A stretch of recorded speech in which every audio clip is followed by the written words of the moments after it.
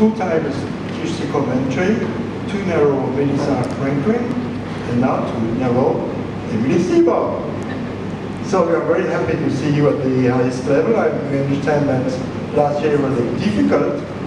So explain to us how you made this kind of comeback a little bit. I guess for me it was really hard after Rio.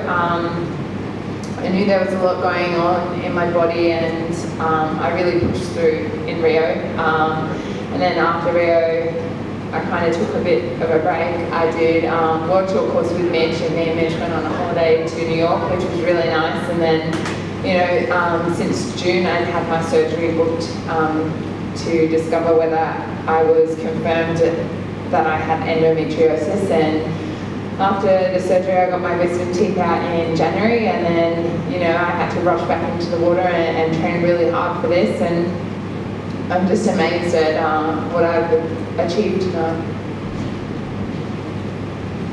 And your stay in Europe was it very important to have all of these long sessions of training and training camp and competitions, Mare Nostrum, etc. It is very important, your preparation. Was this worth it? Yeah, I didn't get much competition in the start of the year due to surgery, so I went over and did the Mare Nostrum series and absolutely loved it, and I love competing, so for me it makes the training a little bit easier. So I'm done with my questions, please. It's your turn. The Australian.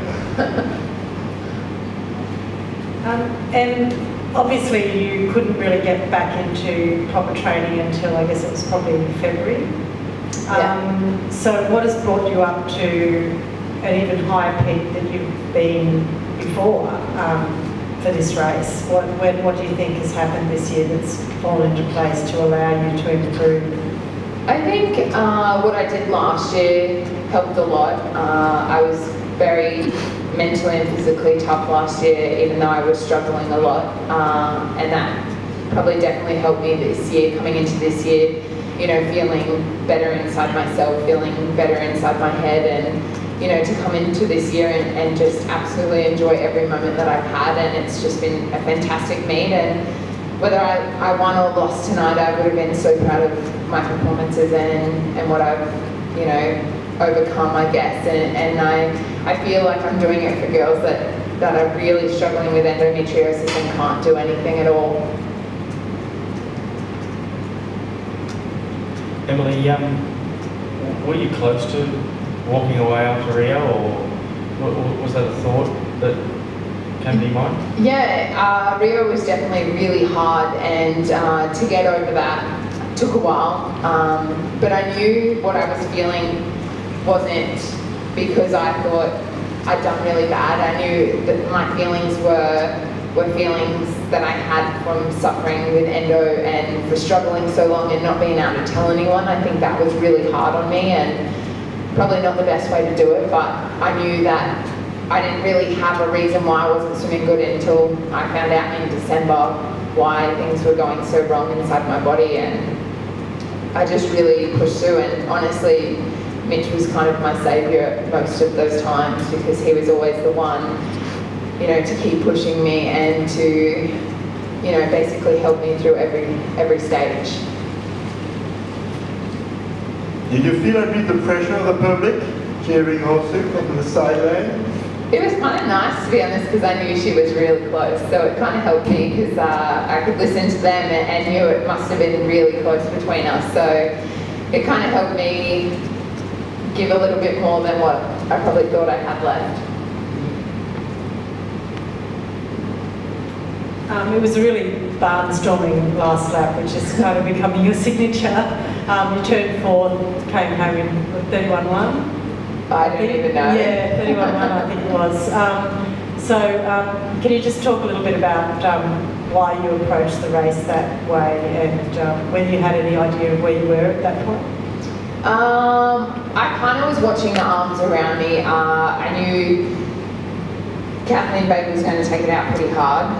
That's her style, and I know that people have seen me race the 200 backstroke like this many times before, so for them I think it's about trying to take it out for them because they think that will hurt me more back end. But you know, it's all about focusing on your own race and making sure that you don't get carried away with what people are doing around you, because at the end of the day, the perfect race plan for yourself works best. And I stuck to what I know and what I'm good at, and you know, it worked out really well for me tonight. Emily, was there like one thing person said after Rio that made you sort of turn around and go, look, yeah, I can do this? It was probably the support that I had around me.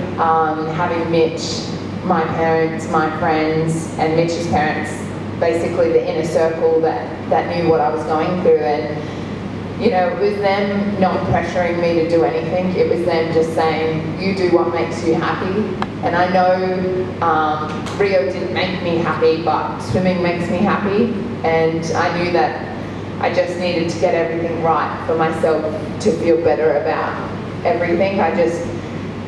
When last year happened, I was spending so much energy, little energy that I had on swimming, and that's all that I could do. I stopped riding, I stopped going to pole. And for me, it's unusual for me to just come home after sessions and lie down in bed all day and not move until the next session. So I think that's where I lost a bit of happiness, because I wasn't doing the other things that I love to do. And you know, after my surgery, I started feeling heaps better, and you know, I'm back riding, I'm back doing pole, and I guess all my energy isn't spent on swimming.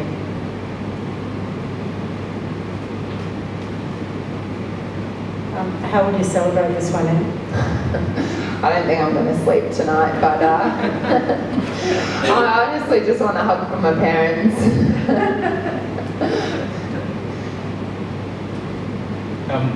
And obviously a very special goal for you, but I believe, you know, what does that mean for Australia as well?